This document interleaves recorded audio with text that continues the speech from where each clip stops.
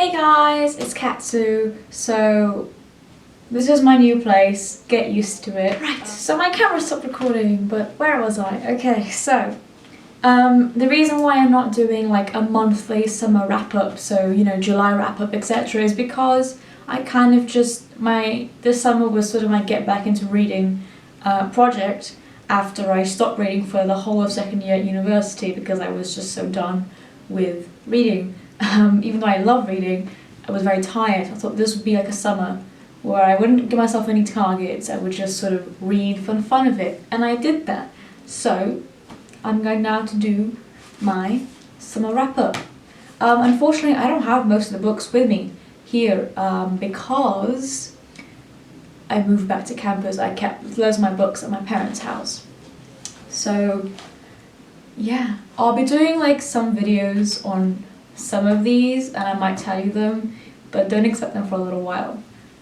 So first book that I finished reading this summer was one of the first books actually. I started and finished reading Stephen Fry's Mythos book. I thought that was actually like a pretty good book for what it was. I kind of treated it like non-fiction even though it technically is fiction.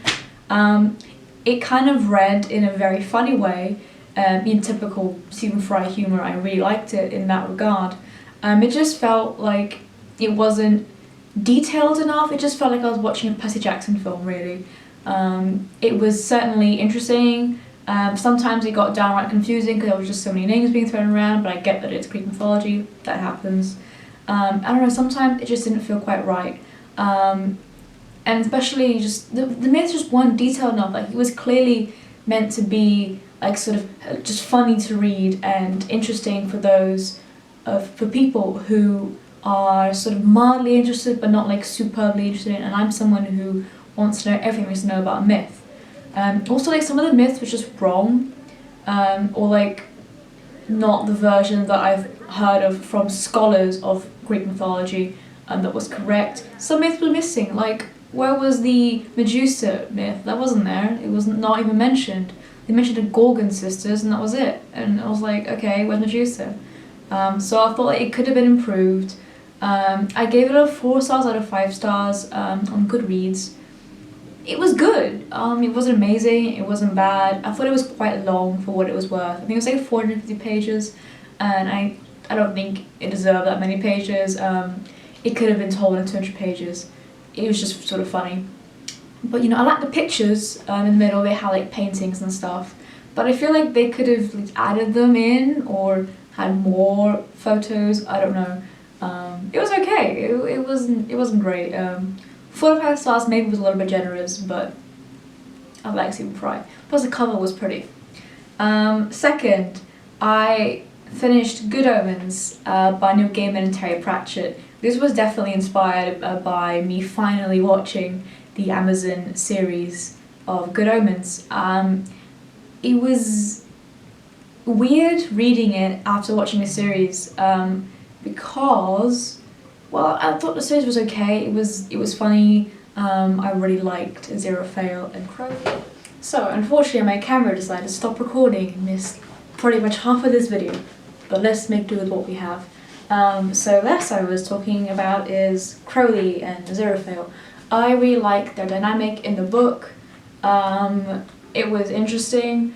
The series I thought the series was interesting, the actual Amazon series, in the way that it was conducted, because it was clearly very different from the book in the way that it felt, the way it was portrayed. Neil Gaiman took a lot of liberties in 2019 compared to like what, 1990 when it came out. I thought it was nice, and I thought the book would be as good, but it just wasn't, in my opinion.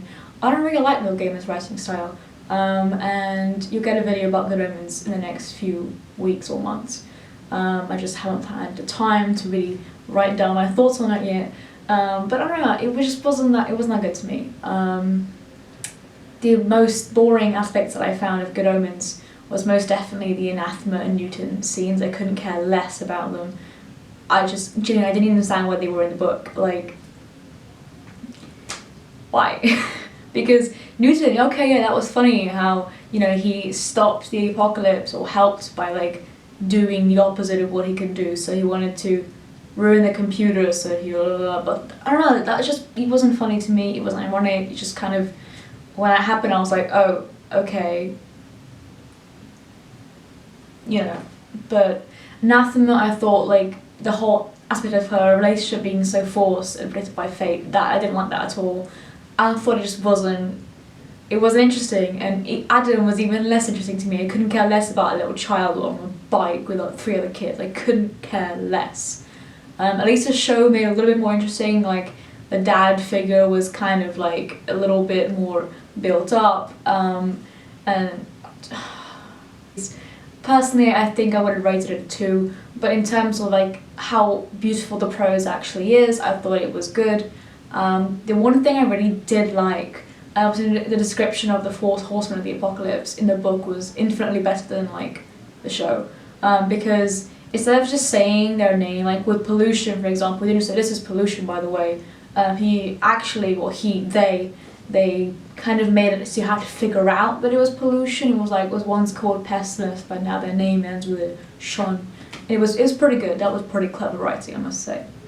The next thing I read this summer, and I read them in the space of 3 days, because it was so amazing, was the Captive Prince series by C.S. Pacat. I thought they were one of the best things I've ever read. So I was recommended to read them like years and years ago, like maybe 2 or 3 years ago, by somebody on Tumblr. And I thought, I'm not a big fan of male-on-male novels that are kind of, the audience is there because it's male-on-male. I thought, oh, it's gonna be like some kind of fandom thing. It was amazing in every way. Not just the romance, but the plots. It wasn't just like the political intrigue, the really thick plot that you only fully understood by the end of the 3rd book, the little stray loose ends that were so inevitably, beautifully put together, suddenly made sense at the end. I thought Laurent's character was absolutely amazing in every single way possible. I wanted to just protect him and hug him and make sure he was okay. And I've never really had those feelings for a character as extreme as I had for Laurent. Obviously, I don't want to spoil too much, because I feel like that's gonna annoy people. But like at the end, like knowing what had happened to him, really, for some reason, it awakened this like motherly instinct within me. I just want, even though he's perfectly capable and really clever of, you know, protecting himself and doing his own thing, I thought, oh, how could an author be so on top of a character that's just so scheming and clever? I don't know how. I just have so much admiration for C.S. Pacat for being able to do that with Laurent's character. I just thought that it was amazing in every way. Obviously Damon is also just an amazing character in every way. I thought I really liked his character progression, the way he learned from his mistakes, and just see how gradual he was in his relationship with Laurent was really beautiful, because I'm used to seeing romance in books that just kind of, there's nothing and suddenly it's there and suddenly it's a real thing, and it just goes from like 0 to 50 and then 100 without taking a break in between. Whereas the romance in Captive Prince series was so gradual that I didn't really even notice that there was an obvious chemistry until like maybe at the end of the 2nd book, Princess Gambit. That was when I was like, okay, I do actually want them to get together. And the 1st book, I really hated Laurent, I think as you were meant to. I was like, Laurent is a horrible, spoiled brat. But it's just, the character was just so complex, and the plot was just absolutely amazing. I could not predict, and oh my god, just I've never seen a book with such a complex story, and it just made complete sense. I mean, I tried to think of like, were there any plot holes I could think of, and it just weren't. I thought it was expertly written, amazing. I can't stop praising it enough. I read them in the space of 3 days, all the books, and just back to front, could not stop consuming them. I read maybe like 1,000 pages in total in 3 days. It was amazing. It really was a catalyst for me getting back into reading, so I can't thank C.S. Pacat enough for that. So I gave him obviously all 5 stars. The only way I can see it being improved is more. But there already were 3 books, so I don't know, I can't complain. Yeah, amazing. So next book was, well, I mean, I guess I could just combine these two. So I read 2 books by Marina Fiorito, Daughter of Siena, which I had for several years. I put it down like a few years ago and I couldn't continue reading it again. I bought it in 2013, but I was a bit too young, I think, to fully enjoy the plot. But this time I read it on the beach in the space of 2 days. It was really good. So the story, the plot is essentially, it's set in like 1500s-ish, 1600s maybe, I can't remember exactly, Siena in Italy. It's about the Palio, which is like a sort of yearly event of horse racing that's over in like 30 seconds. It's like super serious, and the people of Siena take it really seriously. It was a murder mystery, kind of, I don't know, it was like a mystery with heavy romance. I didn't think I would enjoy it because of the mystery aspect. There's a wasp outside. I didn't think I would enjoy it, but I did. The romance wasn't heavy at all. It was there, clearly, and present. You were always thinking about Pia, and the fate of her with the guy I don't want to spoil.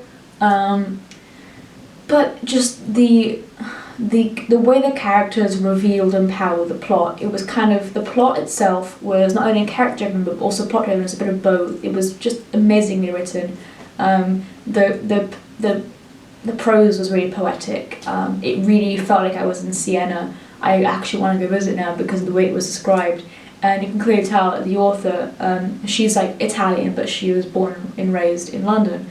You can really tell that she's put so much thought and love into this, that she's literally been there.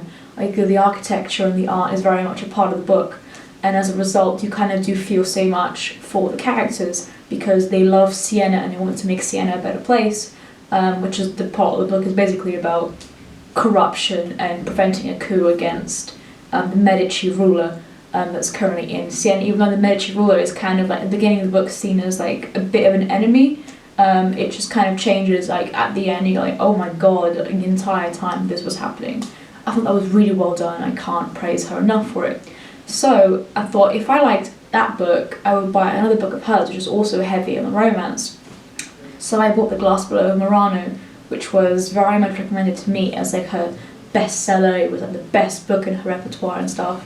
So I bought the audiobook. So I don't know if the reason why I didn't like it was because of the audiobook format.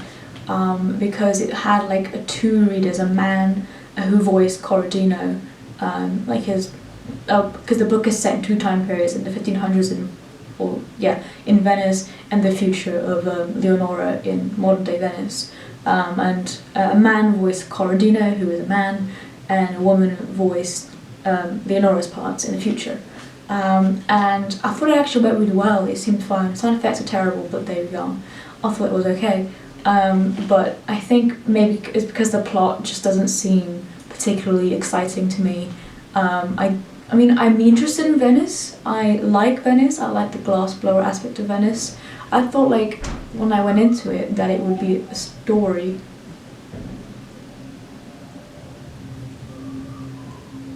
That it would be a story focused mostly on Leonora developing her skills as a glassblower in Venice in a modern era, and her meeting people as a result of this and results in romance, or entirely set in the past with Corradino, because in Corradino's time period at the very beginning there was mentioned to be a daughter called Leonora, so I thought it'd be something to do with her in that time period, but it really wasn't.